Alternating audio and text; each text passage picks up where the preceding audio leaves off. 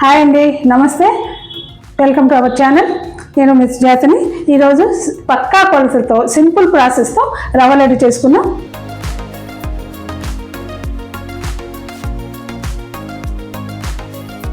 పాకంతో కానీ పాలతో కానీ పర్లేదు.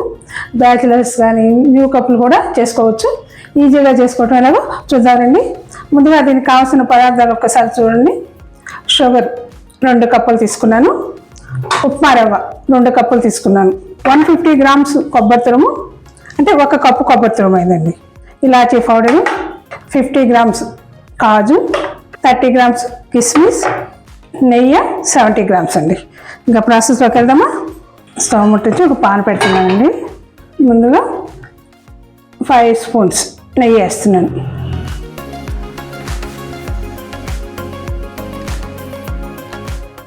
నెయ్యి కరిగాక జీడిపప్పు ముందుగా ఫ్రై చేసుకుందాం.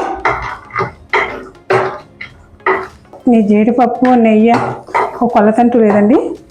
మీకు ఇష్టం వచ్చినంత కొంచెం ఎక్కువ కూడా వేసుకోవచ్చు, తక్కువ వేసుకున్న ఇబ్బంది లేదు.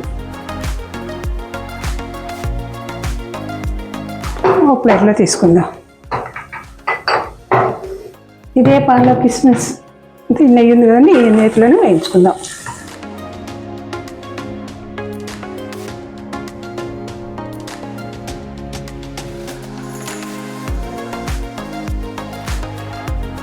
ఇదే పాన్లో రవ్వ వేసేస్తున్నానండి.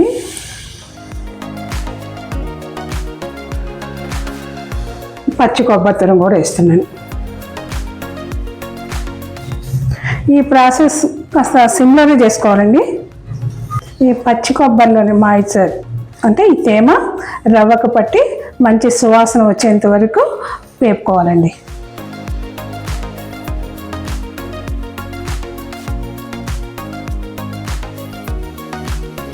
అంటే 8 to 10 మినిట్స్ వరకు ఫ్రై అయ్యే వరకు టైం పడుతుందండి. ఇది ఫ్రై అయ్యేలోపు మనం ఒక బ్యూటీ టిప్ చెప్పుకున్నామా. ప్రజెంట్ సీజన్ యువతనందరినీ పట్టి పీడిస్తున్న సమస్య హెయిర్ ఫాలింగ్ అండి.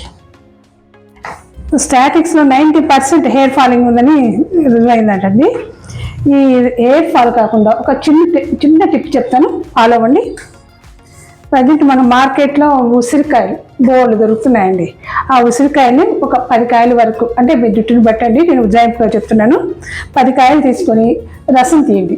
ఆ రసంలో మినపప్పు, అంటే మనం ఇడ్లీకి దోశకి మినపప్పు ఎలా నానేసుకొని రుబ్బుకుంటామో ఆ రుబ్బిన పిండిని ఒక 4-5 స్పూన్లు తీసుకొని ఉసిరి రసంలో కలిపి తలకి ప్యాక్ వేసుకోండి. ఒక హాఫ్ అన్ అవర్ ఉంచేసి హాఫ్ అన్ అవర్ తర్వాత మైల్డ్ షాంపుతో షాంప్ చేసుకోండి. ఇలా వారానికి ఒక 2 సార్లు ట్రై చేసుకోండి. మీకు ఆ రిజల్ట్స్ చూసి మీరే ఆశ్చర్యపోతారు. పైగా జుట్టు కూడా మంచి నిగారింపు వస్తుందండి. ట్రై చేస్తారు కదా. కొబ్బరి రవ్వకు పట్టేసి మంచి అరోమా వస్తుందండి. ఇప్పుడు మనం షుగర్ వేసుకుందామండి.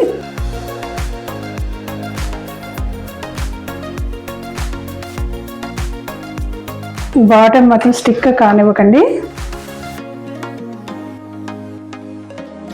మంచి అరోమా వస్తుందండి. మనం ముందుగా ఫ్రై చేసుకున్నాం కదా, డ్రై ఫ్రూట్స్ వేస్తున్నాను. 1 స్పూన్ ఇలాచీ పౌడర్ కూడా వేస్తున్నానండి.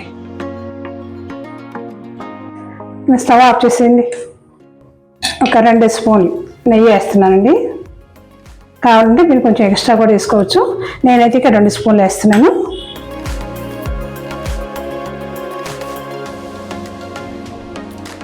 కొంచెం చల్లారినాక మనం లడ్డూలా చుట్టేసుకోవటమేనండి. ఒక ప్లేట్లో పోసుకొని చల్లారనిద్దామండి. చల్లారిందండి. జనరల్గా దీంట్లో పాలు పోసి లడ్డూలు చుట్టుకుంటారండి. అలా పాలు పోసి చుట్టిన దానివల్ల 1-2 రోజులు బాగుంటాయి. అంటే 1 వీక్ వరకు బాగుంటాయండి. ఆ తర్వాత రోజులు గడిచే కొద్దీ గట్టి పడిపోతాయి, అంటే స్ట్రాంగ్గా తయారవుతాయి. నేనైతే ఇక్కడ 2 స్పూన్లు గోరువెచ్చిన వాటర్ వేస్తున్నానండి. వాటర్ వేసి చేస్తే మనం 1 మంత్ ఉన్నా పాడవండి. ఈరోజు ఏ టేస్ట్ ఉంటుందో 1 మంత్ తర్వాత కూడా అదే టేస్ట్ ఉంటుంది. 2 స్పూన్లు గోరువెచ్చని వాటర్ వేసుకుందాం. చేతికి కొద్దిగా నెయ్యి రాసుకోవాలండి.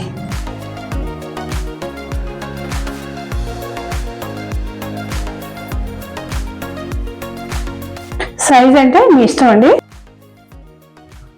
చూడండి ఇలా చుడుతున్నాను. చాలా మందికి వేడితో ప్రెస్ చేయటం అలవాటు ఉంటుంది, నాకైతే ఇలా అలవాటు అండి.